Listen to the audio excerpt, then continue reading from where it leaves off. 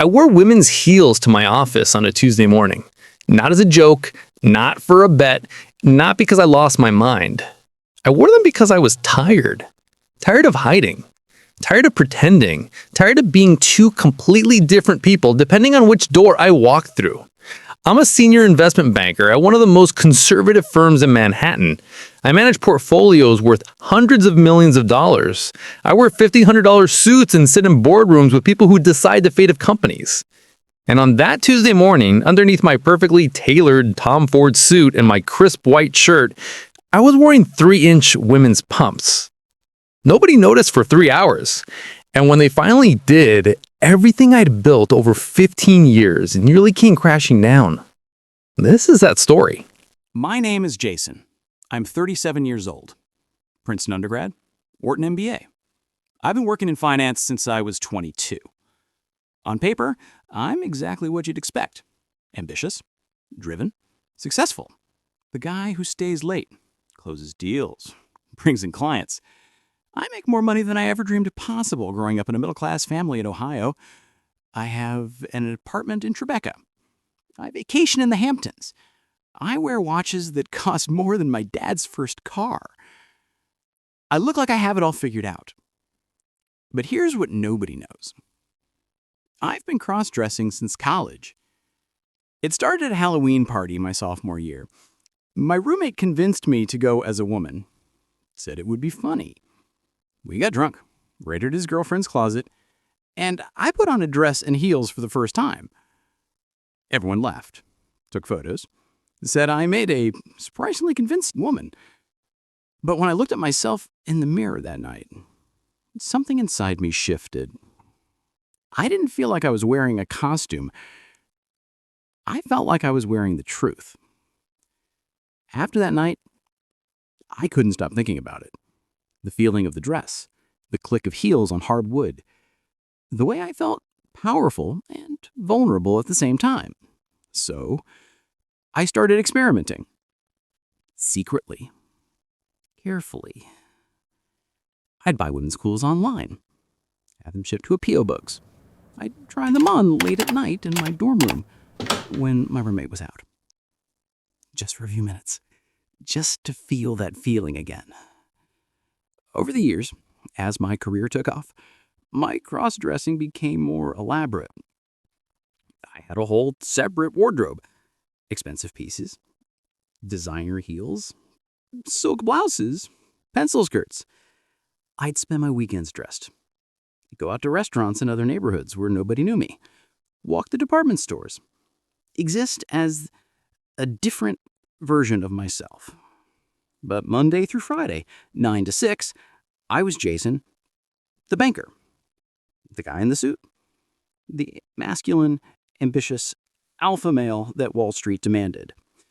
I kept those two worlds completely separate. They never touched, never overlapped, until they did. It started small. About a year ago, I began wearing women's underwear under my suits. Nothing visible. Just something for me. A secret rebellion against the rigid masculinity I performed every day. Then I started wearing women's socks.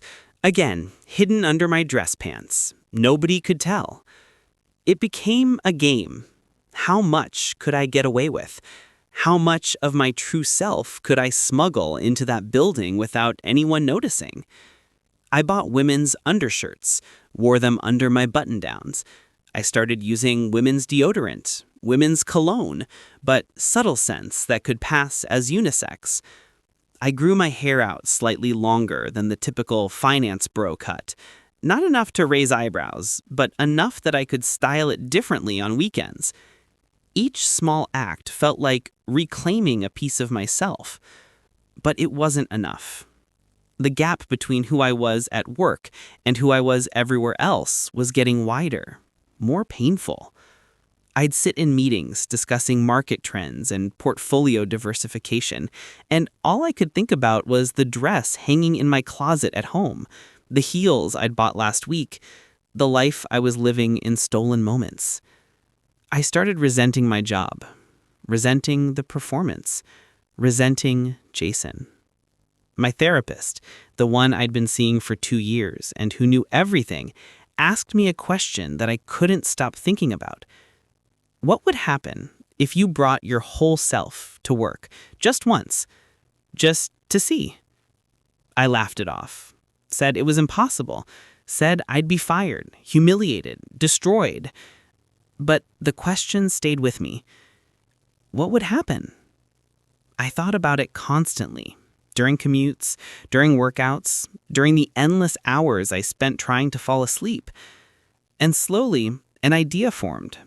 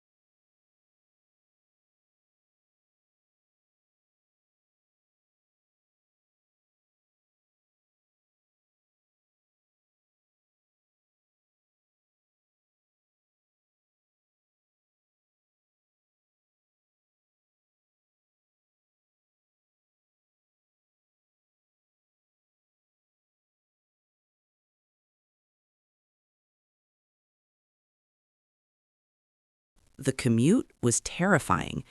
Every step on the subway platform, I was convinced everyone was staring at my feet. Every person who walked past me, I thought they noticed.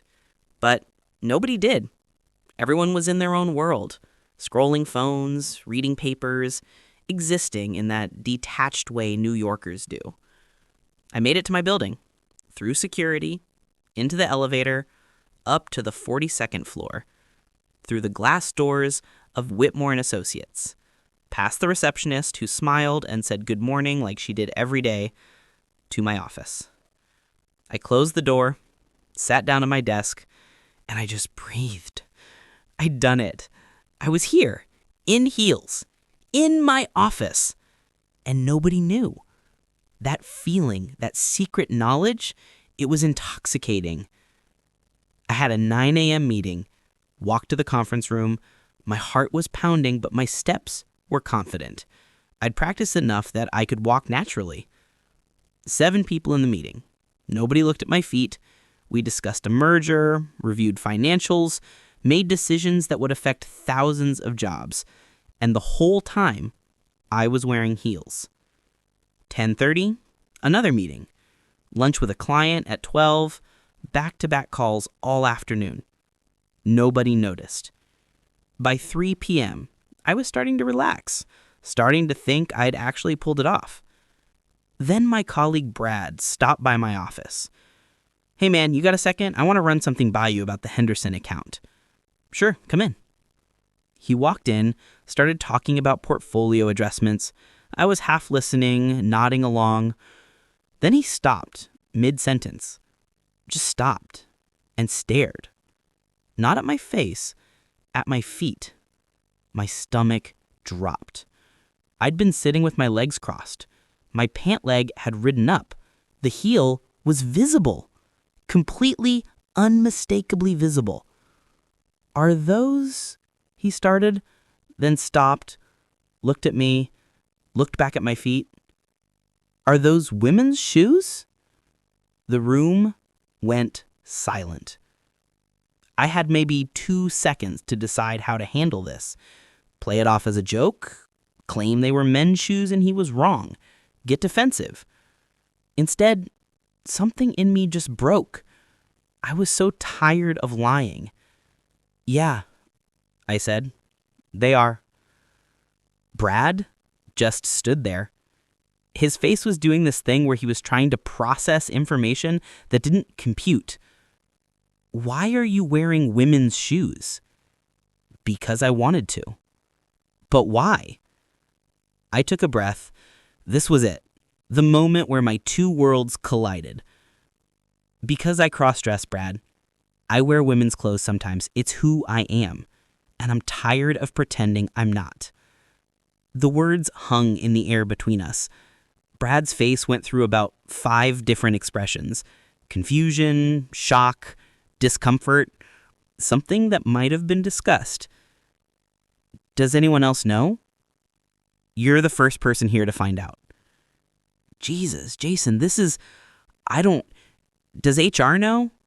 No. You need to tell HR. You can't this is a workplace. There are standards. And just like that, he left. Walked right out of my office. I sat there, staring at my computer screen, not seeing anything. My phone started buzzing 5 minutes later. A meeting request from HR for 4 p.m. today.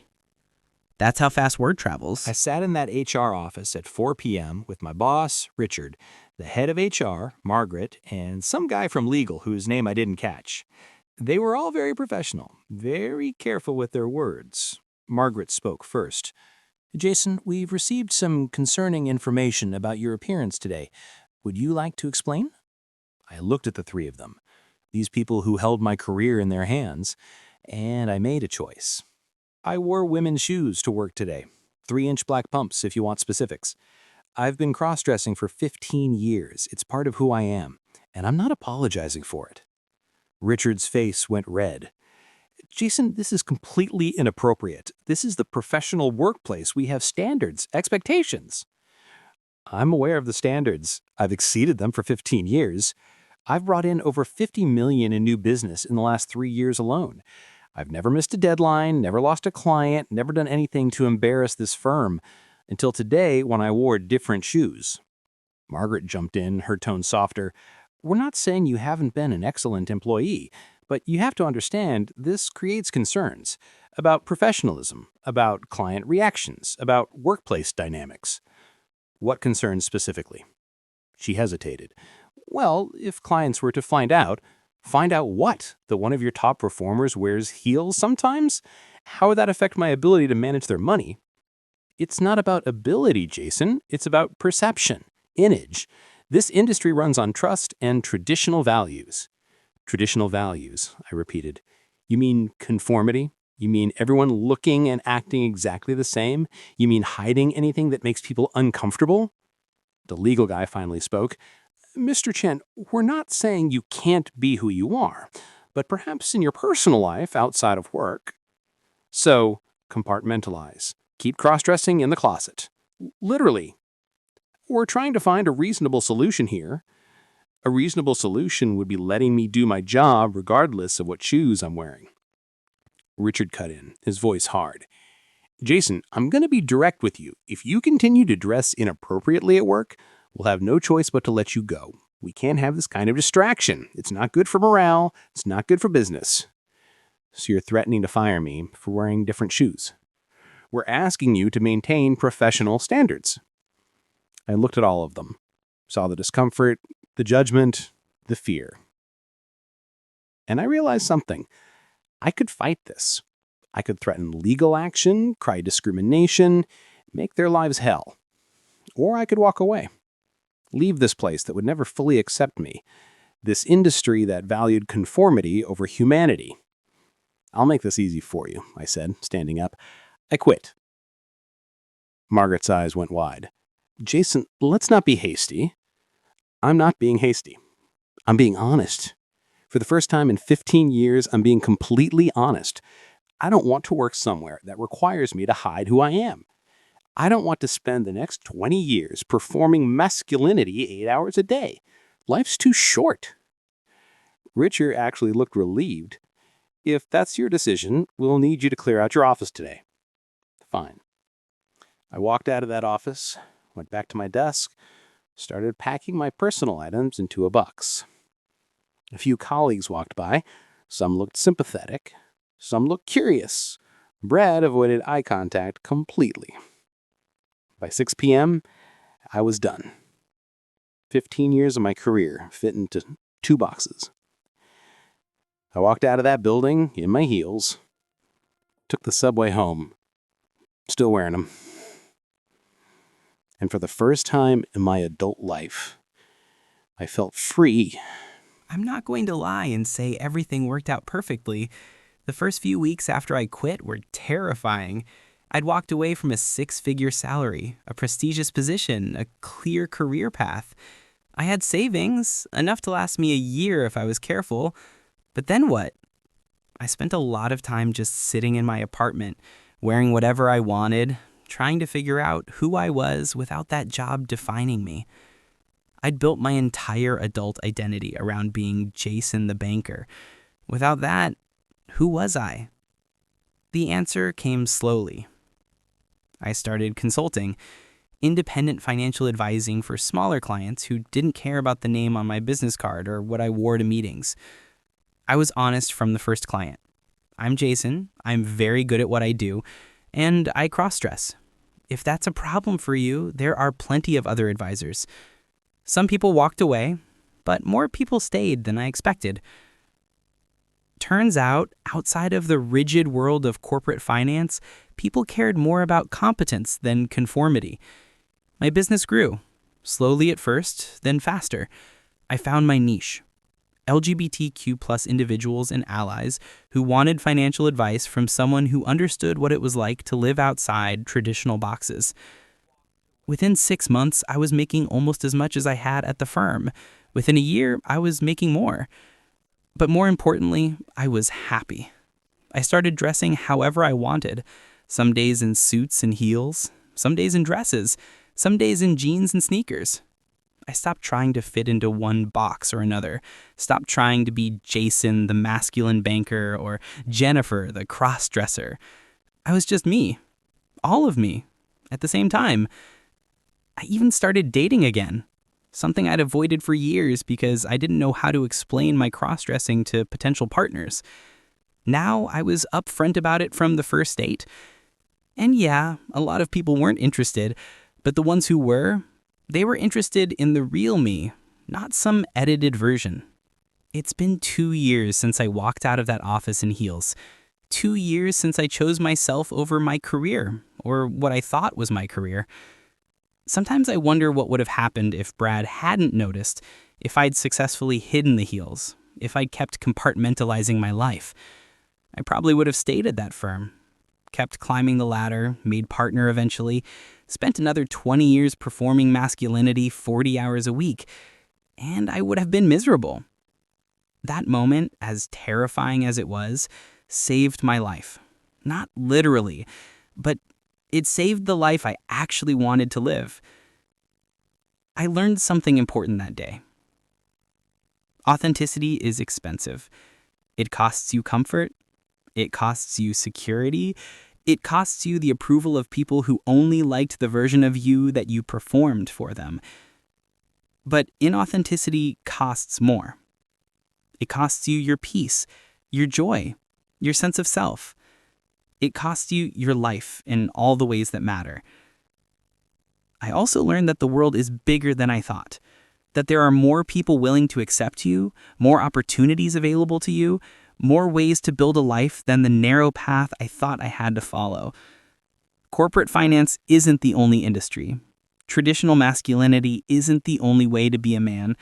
Hiding isn't the only way to survive. If you're watching this and you're living a double life, splitting yourself into acceptable pieces, performing different versions of yourself depending on where you are, I want you to know something. You don't have to live that way. I'm not saying it's easy to change. I'm not saying you won't lose things. I lost a job, colleagues, a clear career trajectory. But I gained something more valuable. I gained myself. The whole, complete, unsplit version of myself. And that's worth more than any salary, any title, any amount of approval from people who only liked the mask I wore. You might not be ready to wear heels to your office. You might not be ready to come out at work. You might not be ready for your worlds to collide. And that's okay. Do it on your timeline, when you're ready, if you're ever ready. But know that it's possible. Know that people have done it and survived. Know that there's life on the other side of that fear. A bigger, fuller, more honest life.